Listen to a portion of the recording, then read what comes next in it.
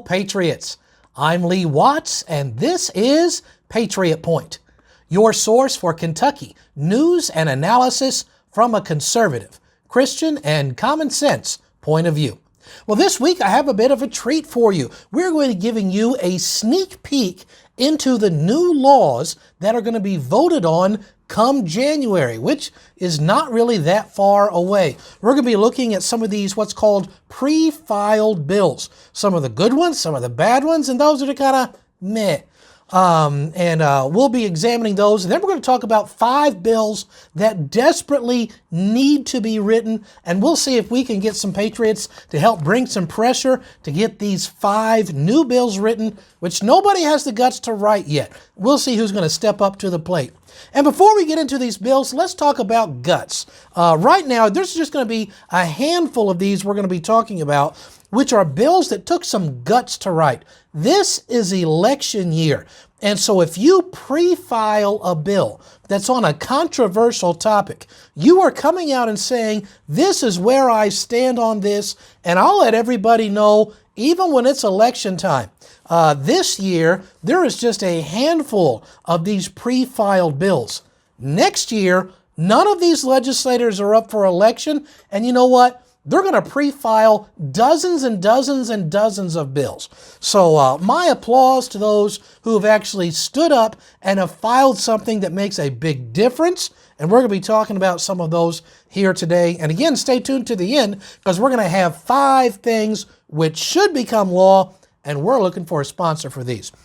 So let's first of all talk about BR 18. Now, first of all, I'll explain what BR stands for. This stands for Bill Request Number. So all the bills are given a number. When the legislative session begins, the number will change to either a Senate bill or a House bill. Right now, they're all called BR and given a number. So first of all, BR number 18. This is something that young mothers will be very excited for. And this is to say that diapers will be tax-free. I personally could have saved $450,000 if diapers were tax-free when my children were young.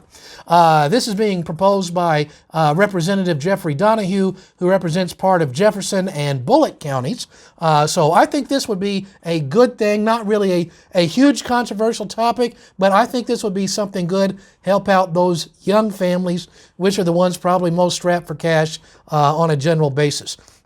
Representative Jeffrey Donahue also has another bill, which I like this one. And this is a bill that would say Kentuckians who are 65 years or older, that your property tax does not increase for your primary residence after the age of 65. Once you hit 65, it's locked in and it's not going to go up anymore. I think this is half of where it should be. So I like the idea that it's not going to go up. So that part is good. However, I don't like the idea of property tax at all. Because if you have to pay property tax, that means you don't own your property. Let's say that your family has lived on your land for the last 10 generations. You've bought it, you paid for it, and every year you're paying taxes on it. If you don't pay your taxes this year, you're not going to live there next year. They're literally going to take you away at the point of a gun. Property tax means there is no private ownership of property in the United States, and we all simply rent it from the government. What we need to do is not just lock it in at age 65. That's a good step, but the better and best step would say, we're not going to charge you to live on your own land that you had to pay taxes on when you bought it in the first place. And then if you want to build anything on it, you got to pay for permits. You got to pay taxes on that. So no, it is the people's land. There's not always been property tax. They're like, well, that's how we fund the schools. You know what? There's 1,000,001 different ways that we could fund them. And we used to have schools before we had property tax. Hasn't always been there. So that's BRs number 18 and 21. Good steps, but I think we can do even better. Let's talk about next, BR number 87. Now, I like this one. This one is being proposed by State Representative Dan Pfister, who represents part of Franklin County, part of Jessamine County, and all of Woodford County. And this would put a moment of silence at the beginning of the school day.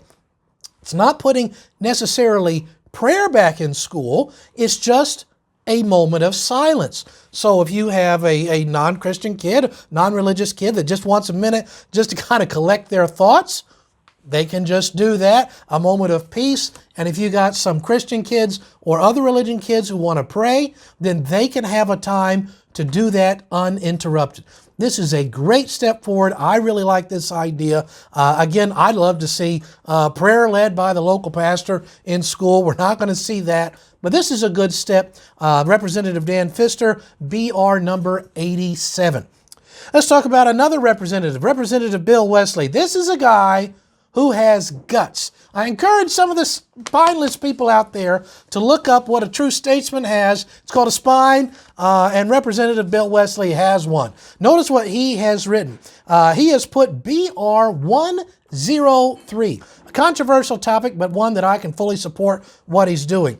It says that when a lady gives birth and the doctor's filling out the birth certificate for the child, that the doctor actually has to put down if it's a biological male or female, and they're not allowed to put X or non-binary or any of that other ridiculousness. The child is either male or it is female. There is no other option. Gender is a matter of biology. It is not a matter of opinion. And you may quote me on that. So my applause to Representative Bill Wesley, who has stood up and said, listen, this is a bunch of craziness going on. Put down if it's a male or female, because your chromosomes, the science will tell you if it's a male or female. The bone structure will tell you if it's a male or female. All the parts that are there will tell you if it's a male or female. So if you want to follow the science, science tells you 100% accurately what it is, and I want a doctor who knows what he's doing. Or she knows what they're doing. He or she, and nothing in between. So this is a great bill, BR 103, Representative Bill Wesley, who represents Estill County, Powell County, and part of Madison County. He's written another bill, which is good. It's not as incredibly controversial as the other, but it's still a good bill. It's BR 240, and it would make it a Class C felony to kill a service animal or even to assault a service animal. Horrible, you have to have a law that would discourage or say, you can't do this, keep killing people's service animals, for the blind or those who need them for whatever reason. So a good bill, BR 240, make it a Class C felony to kill a service animal. All right, let's talk about another representative. This is a bill by Representative Kim Banta, who represents part of Boone County and part of Kenton County. And this would say that you cannot, with specialized license plates, and there's all kinds of specialized license plates. I went to look up, I was going to list all of the kinds. There's way too many to mention. And it would say that you cannot be charged more for one of these personalized license plates than what is already allowed in the law about them, which is KRS 186.174. Because you got all of these, I guess, local areas that are just charging all these extra fees for them. No, go with what the fee that was set down by the legislature, and don't keep tagging extra fees on at the local level. It's why I don't like this idea where they're empowering people under the state level to increase fines and not fines, but fees and taxes, because it's just they're always going to take that option. So I looked it up, and why is a personalized license plate? How come it's a different fee depending on what you're getting? They just print it off nowadays, so it really doesn't take any difference to say print this kind of special one or print that kind of special one. If you are like a POW, it costs, if you want to get that on the license plate, costs $23. If you're a disabled veteran, though, that costs $18. If you're a member of Congress or the state legislature and you want to put that on your license plate, that special license plate is $43. Firefighters have to pay only $18 for their specialized license plates, but those for the Fraternal Order of Police have to pay $41 for theirs. So, and there's all kinds of ones that are just all over the place. So I really think not only should it just be you can't charge more than what the state law says. State law really ought to be, if you want a special one, it's going to be X amount, and it's the same for everything everywhere. Why give preference to one thing more than another? There I go, trying to use common sense again when talking about politics. Maybe I'm just going crazy. Okay, let's talk about another legislator and what they're doing. This is going to be State Representative Myron Dawson. And the bill he wrote, we're about to talk about, has to do with peace officers. Now, Representative Dawson, he represents part of Christian County, Kentucky. Right now, when a peace officer separates from their service, then their certifications expire within 100 days. And sometimes they would like to use those certifications for other employment. And this would say it's not going to automatically terminate all of their certifications after 100 days. It would stretch it out to 1 year, 365 days. So that's what it would be if they were still in their service. So probably a good idea. Let them go ahead and keep that for the time they would have been able to keep it if they hadn't separated from their service. All right, let's talk about another representative. This is State Representative Kim King, who represents part of Jessamine County, also all of Mercer and Washington counties. And this bill would say that school bus drivers, right now under the law, a school bus driver has to have a physical examination once a year, annually, check their eyes, and I don't know what else they judge when they're doing their physical exam for a bus driver. This would change this to say, well, instead of 1 year, let's make it every 2 years. So it's up to you on how you feel about that one. Not overly controversial, but a lot of those parents that have your kids riding the school bus, you may have strong feelings about that. This would be BR 40, which would say bus drivers every 2 years physical exam instead of every 1 year. Okay, so now those are some of the bills, kind of a sneak peek on what is coming up in the legislative session. Again, notice, except for one or two, nobody's putting up anything controversial because, hey, it's election season. After election season, then we will see all kinds of bills being filed. Again, my applause to those who had the guts to do it before the election to let people know where they stand. But now I want to end today with 5 things which should be a law in Kentucky. I would hope you as conservatives would be in support of these 5 things. And what we are looking for as conservatives is some legislator to sponsor these bills. And if somebody were to stand up, have the guts to do this, you would have my support in that, and I bet you'd have a whole lot of Kentuckians across the state. So let's talk about 5 things that should be a law next year. Somebody should write. Number 1, paper ballots. Now, you'll get some people, like the Secretary of State, is going to come out here and try to deceive you to say, we already have paper ballots. I mean, when you go fill it out, didn't you fill out a paper ballot? I live in Fayette County, and sure, I had to fill out a piece of paper on my ballot. But here's the problem. You then take that paper ballot and you feed it into a computer, which means we're still using computers for these things. And if a computer can be built, you cannot secure those things. They can always be hacked.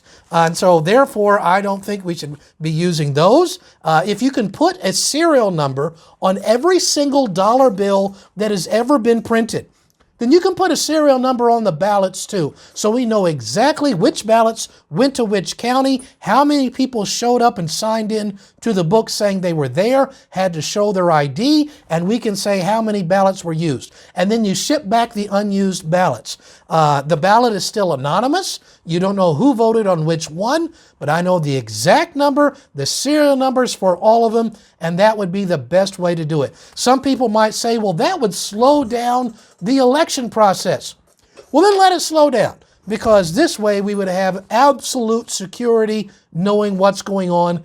Get the machines, get the computers out of our election process. Let's talk about a second thing that I think we're desperately looking for somebody to write a bill on, and that is term limits. Why do we term limit the governor? Why do we term limit a president? Because we know if you give one person too much power for too long, Nothing good's going to come of that. And the exact same thing should be done for every single office below that, especially those I'm thinking with the statewide offices, all of our constitutional officers, Attorney General, Secretary of State, and others, they're all term limited. The legislative branch should be as well. In fact, also the judicial branch, at least at the Supreme Court level. And you could debate what the limit should be. I think 12 years would be a good limit myself. That would allow time for that institutional knowledge. But term limits, great idea, desperately needs done. Number 3, get Kentucky schools out of this radical leftist socialism teaching of DEI.